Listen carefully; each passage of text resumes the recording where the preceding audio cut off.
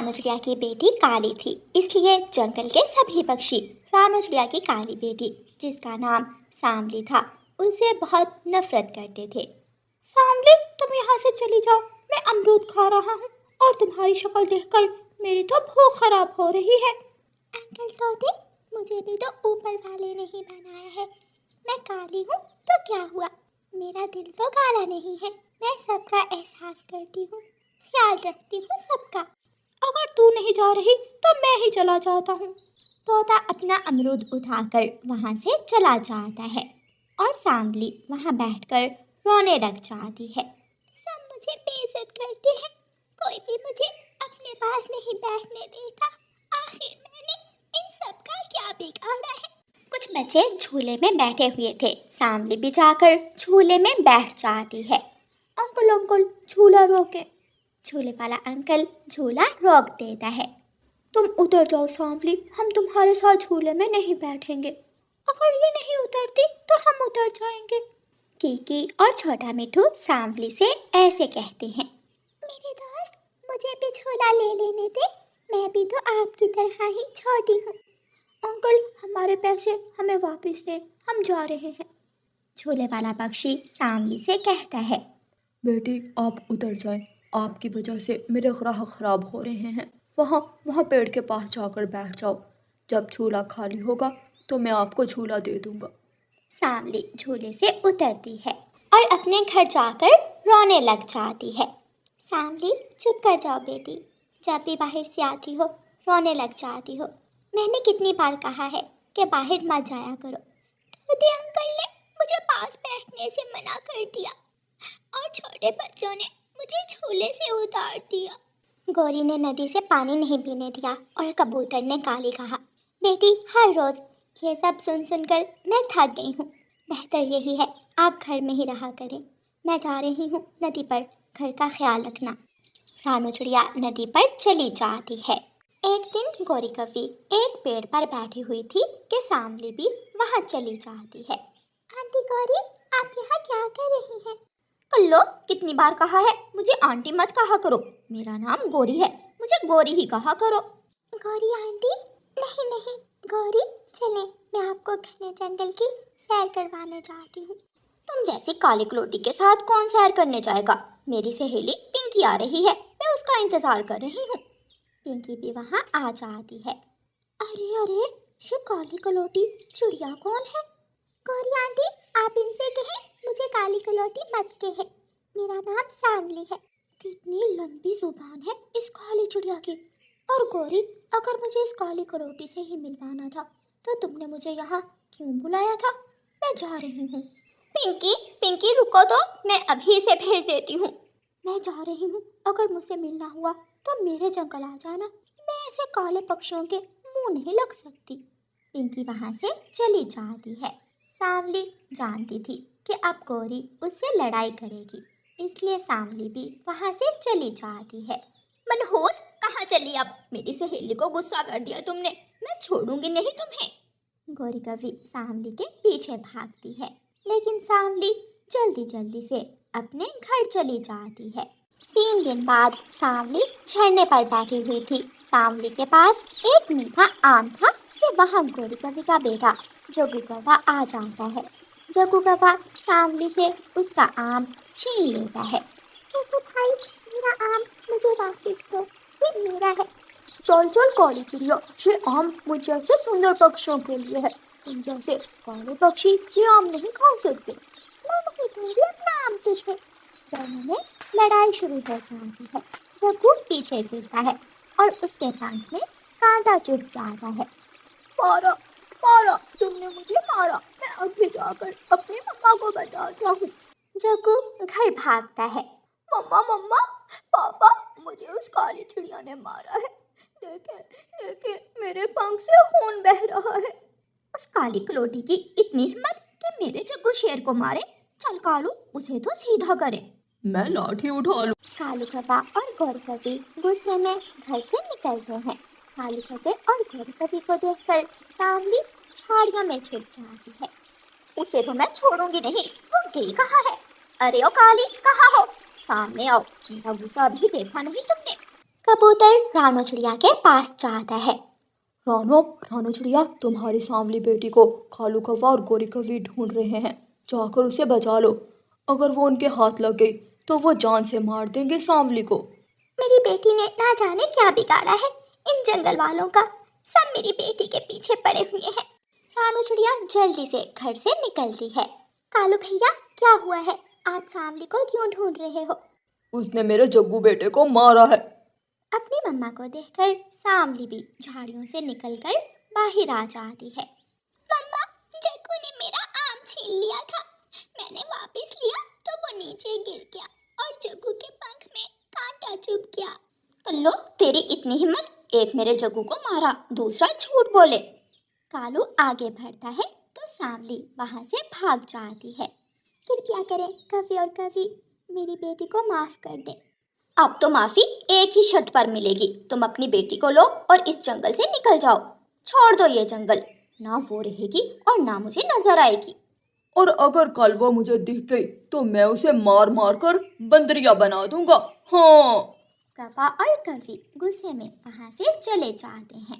बेटी, आज की रात आखिरी रात है हमारी इस घर में। लेकिन मम्मा, हम जाएंगे कहाँ? दूसरे जंगल में मेरी एक सहेली रहती है, हम वहाँ चले जाएंगे, कुछ दिन वहाँ रहेंगे और फिर सो जाएंगे। ये सब मेरी वजह से हुआ है, लेकिन मम्मा मेरा विश्वास करें, मैंने लड़ाई नहीं की थी और ना ही उस कौवे को मारा था। हाँ बेटी, मुझे पता है सब आपसे नफरत करते हैं, इसलिए कोई भी आपको देखना नहीं चाहता। बातें करते करते दोनों माँ बेटी सो जाती हैं। आधी रात को जंगल में शोर मच जाता है। आग आग आग। आग आग आग आग। ये आवाज कहाँ से आ रही है? मम्मा, शायद कहीं आग लग गई है, आवाजें आ रही हैं, हमें जाकर देखना चाहिए। सांवली भी अपनी मम्मा के साथ घर से बाहर निकलती है। ये तो कालू कवि के घर को आग लगी हुई है। तोते भैया, कोई है तो नहीं घर के अंदर? मेरा जग्गू घर में ही है, कोई उसे बचाए, मेरा जग्गू जलकर मर जाएगा। सांवली उड़ती है, वो जलती हुई आग में घुस जाती है। सब देखते रह जाते हैं। ये बेचारी अब जान से जाएगी। क्यों गई सांवली, तू जलती हुई आग में क्यों गई? मेरी बच्ची, तूने अपनी जान क्यों दे दी? थोड़ी देर बाद सांवली जग्गू को अपने पंख में छुपाकर जलती हुई आग से बाहर निकलती है। जग्गू एक तरफ गिरता है और सांवली दूसरी तरफ। सुबह हो गई थी, जंगल में पक्षी चहचहा रहे थे। मेरी बेटी ना बच सकी, मेरी बेटी जलकर मर गई, अब तो जंगल वाले खुश होंगे। सब रो रहे थे। गोरी कवि भी अपने जग्गू बेटे को गोद में उठाकर खड़ी रो रही थी। काश काश सांवली बच जाती। सांवली ने अपनी जान देकर मेरे बेटे की जान बचाई। मैं बुरी हूँ, मैं बहुत बुरी हूँ। मैंने सांवली को बहुत दुख दिए थे, बहुत बुरा हुआ, ये बहुत बुरा हुआ। माँ, मैं कहाँ हूँ? सांवली, मेरी बेटी जिंदा है, कोई ठंडा पानी लाए, मेरी बच्ची जिंदा है। हर तरफ शोर मच जाता है। सांवली सांवली सांवली, हर तरफ खुशी ही खुशी थी। जो पक्षी सांवली से नफरत करते थे वो एक नज़र सांवली को देखने के लिए एक दूसरे को धक्के दे रहे थे। ऐसे सांवली को अपनी बहादुरी की वजह से पूरे जंगल में इज्जत मिलती है और वो अपनी मम्मा के साथ खुशी खुशी रहने लगती है। प्यारे दोस्तों, इस कहानी से हमें सीख मिलती है कि हमें कभी भी किसी को कमतर नहीं समझना चाहिए। और प्यारे दोस्तों, इस कहानी को लाइक, अपने दोस्तों के साथ शेयर और चैनल को सब्सक्राइब करना बिल्कुल मत भूलना।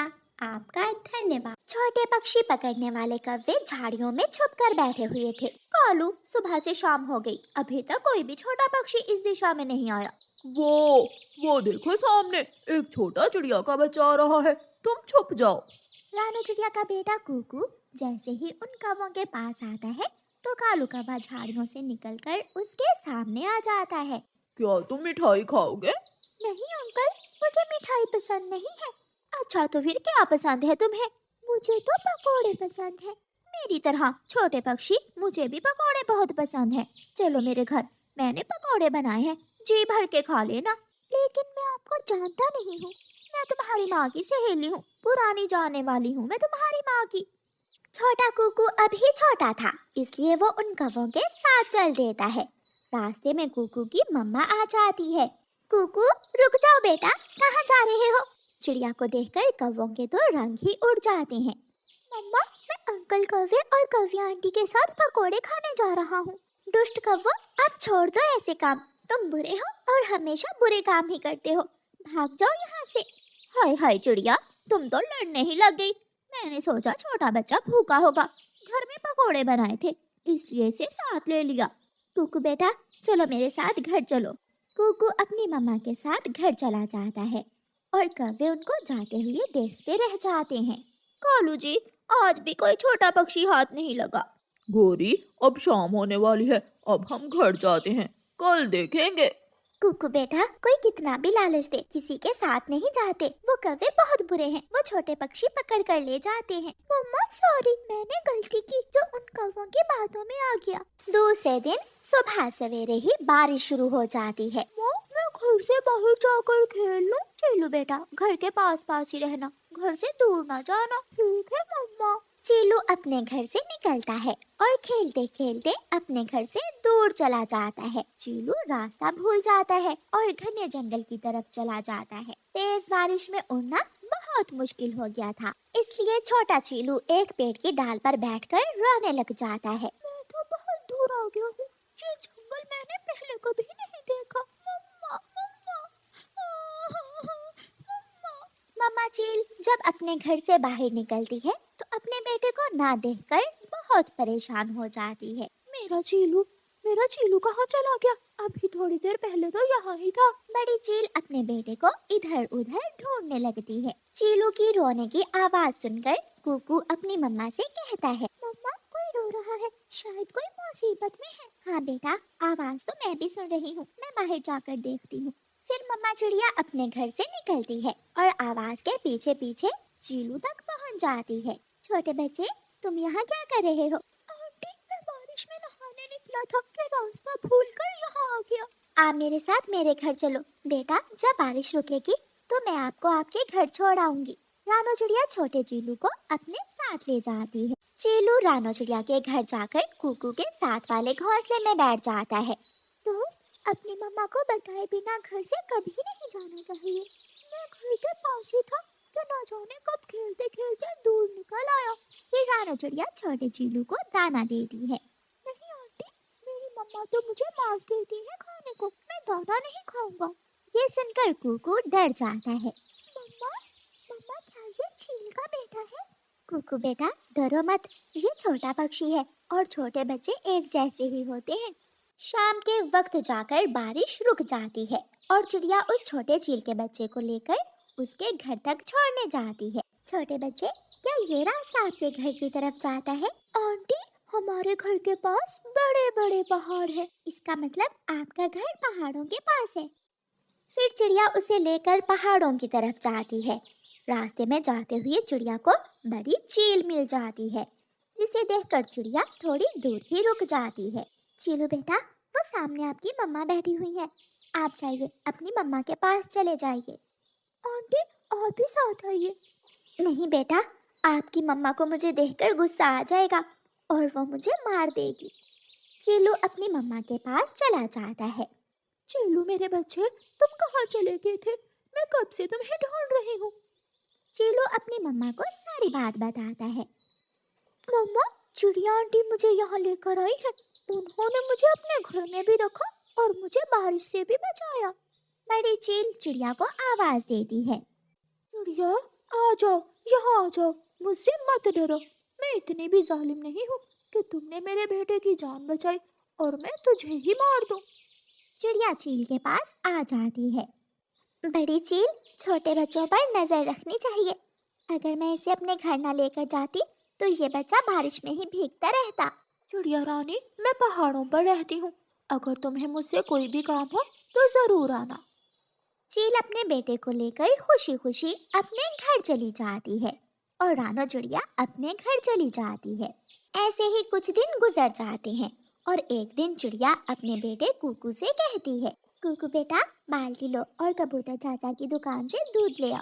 मम्मा, जो पैसे बाकी बचे मैं उनकी चीज खा लूं? हाँ हाँ, खा लेना, चीज खाने के लिए ही तो तुम दुकान पर जाते हो। कुकू बाल्टी उठाता है और दूध लेने चला जाता है। रास्ते में दोनों दुष्ट कौवे छुपे हुए बैठे थे। कालू कौवा जल्दी से कुकू को पकड़कर थैले में डाल लेता है। गौरी, जल्दी चलो, कोई देख ना ले।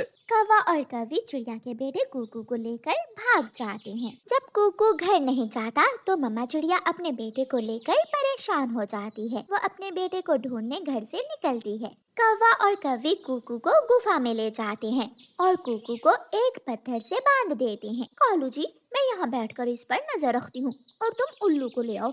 हम ये बच्चा उल्लू को बेचकर ढेर सारे पैसे कमा लेंगे। ध्यान रखना कहीं ऐसा ना हो कि ये भाग जाए। मुझे घर जाने दे अंकल, आंटी, मुझे घर जाने दे। चुप कर जाओ, अगर ज्यादा चूंचूंगी तो जान से मार दूंगी। रोती हुई चिड़िया पहाड़ों पर बड़ी चील के पास जाती है। चील जी, मेरा बच्चा नहीं मिल रहा।